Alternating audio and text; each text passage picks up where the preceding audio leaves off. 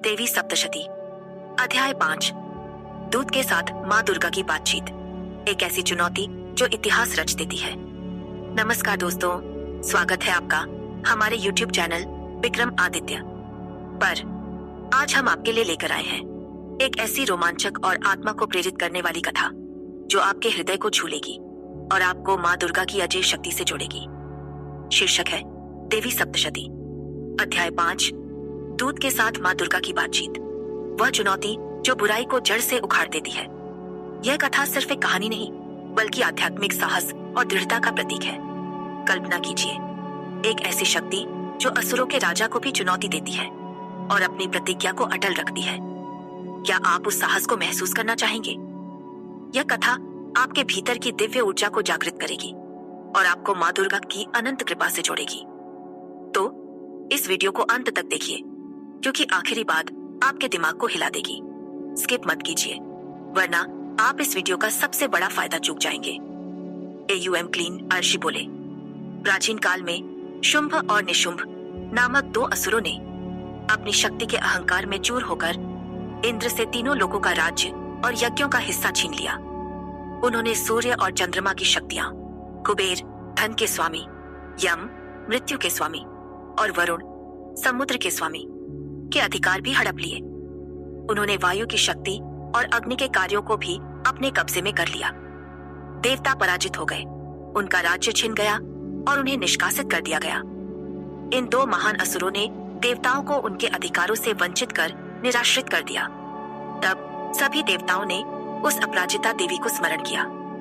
देवी ने उन्हें वरदान दिया था, जब भी तुम संकट में मुझे स्मरण करोगे, मैं तुरंत तुम्हारे सभी संकटों का नाश कर दूंगी। इस विचार के साथ देवता हिमालय, जो पर्वतों का स्वामी है, के पास गए और वहां विष्णुमाया रूपी देवी की स्तुति करने लगे। देवता बोले, नमो देव्यै महादेव्यै शिवाय सततम नमः। हम प्रकृति, भद्रा और नियता रूपी देवी को नमस्कार करते हैं। हम रौद्रा, नित्या, गौरी और जगत की धात्री को बार बार नमस्कार करते हैं। चंद्रमा की ज्योत्सना और सुख देने वाली को सदा नमस्कार। हम कल्याणी, वृद्धि और सिद्धि देने वाली को नमस्कार करते हैं। राजाओं की लक्ष्मी और अलक्ष्मी, शर्वाणी को बार बार नमस्कार। हम दुर्गा, जो संकटों से पार ले जाती हैं, सर्व कारण और सत्य ज्ञान देने वाली, कृष्णा और धूम्रा को सदा नमस्कार करते हैं। हम उस देवी को नमस्कार करते हैं जो अति सौम्य और अति रौद्रा है। जगत की आधारशिला, सृजनात्मक शक्ति को बार बार नमस्कार। हे देवी, तुम सभी प्राणियों में विष्णु माया के रूप में हो। तुम्हें नमस्कार, तुम्हें नमस्कार, तुम्हें बार बार नमस्कार।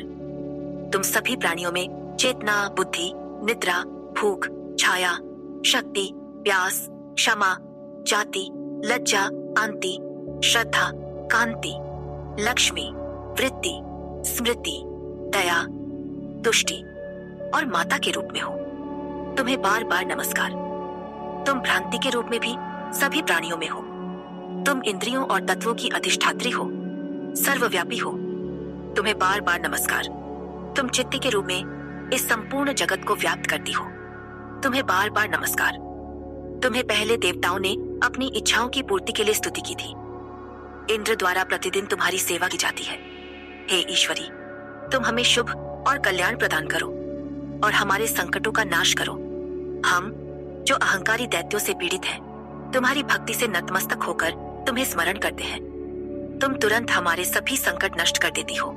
दोस्तों, जरा सोचिए, एक ऐसी शक्ति जो हर प्राणी में बुद्धि, शांति और दया के रूप में बसती है, वह कितनी महान होगी। यह कथा हमें बताती है कि माँ दुर्गा की भक्ति हर असंभव को संभव बना सकती है। सुनते रहिए, क्योंकि आखिरी बात आपके दिमाग को हिला देगी। स्किप मत कीजिए, वरना आप इस वीडियो का सबसे बड़ा फायदा चूक जाएंगे। ऋषि बोले, जब देवता इस प्रकार स्तुति और भक्ति में लीन थे, तब पार्वती गंगा के जल में स्नान करने आई। सुंदर भौहों वाली पार्वती ने पूछा, तुम यहाँ किसकी स्तुति कर रहे हो? तब उनके शरीर के कोश से एक शुभ रूप प्रकट हुआ और उसने कहा, यह स्तोत्र मेरे लिए है, जिसे शुंभ द्वारा निष्कासित और निशुंभ द्वारा युद्ध में पराजित देवताओं ने गाया है। पार्वती के शारीरिक कोश से निकलने के कारण वह अंबिका कौशिकी के नाम से सभी लोगों में विख्यात हुई।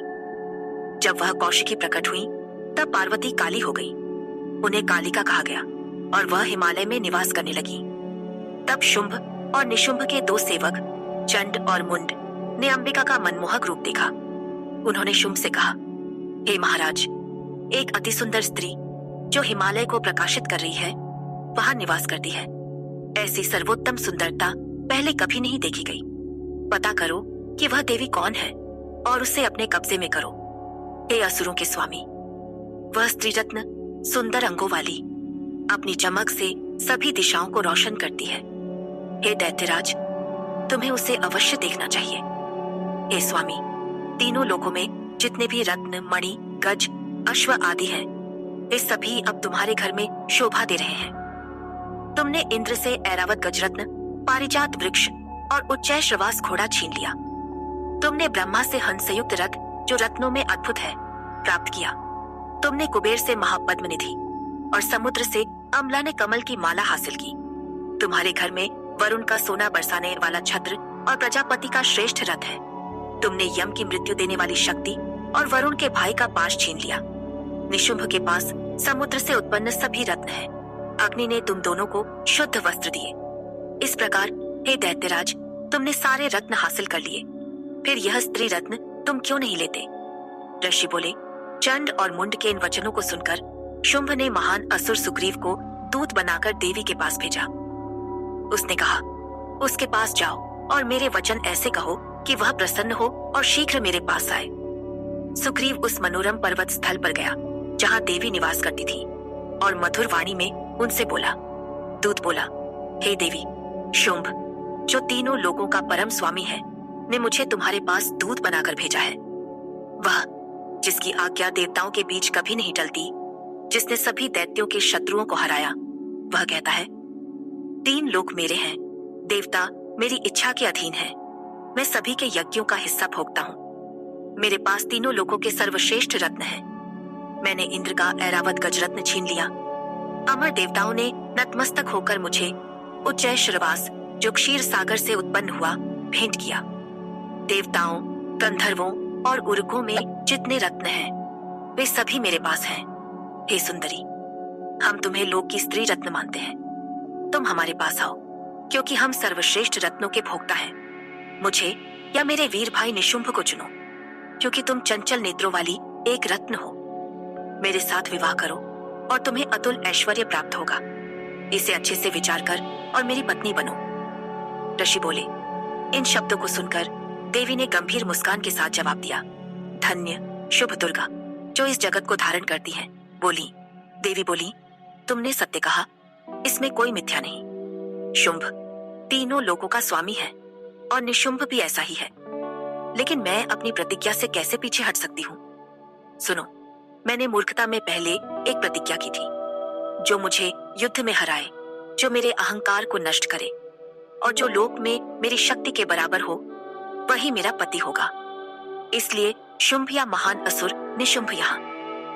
देर क्यों, मुझे युद्ध में हराकर मेरा हाथ थाम ले। दूत बोला, हे देवी, तुम अहंकारी हो, मेरे सामने ऐसा मत बोलो। तीनों लोकों में कौन पुरुष शुंभ और निशुंभ से बढ़कर है? अन्य दैत्यों के सामने भी सभी देवता युद्ध में नहीं टिक पाए, फिर तुम एक अकेली स्त्री कैसे उनका सामना करोगी? इंद्र और सभी देवता शुंभ और अन्य दैत्यों के सामने युद्ध में नहीं ठहर सके, फिर तुम कैसे उनका सामना करोगी? जैसा मैंने कहा, शुंभ और निशुंभ के पास जाओ, बाल खींचकर वहां ले जाए जाने की अपमान मत सहो। देवी बोली, हाँ, यह सच है।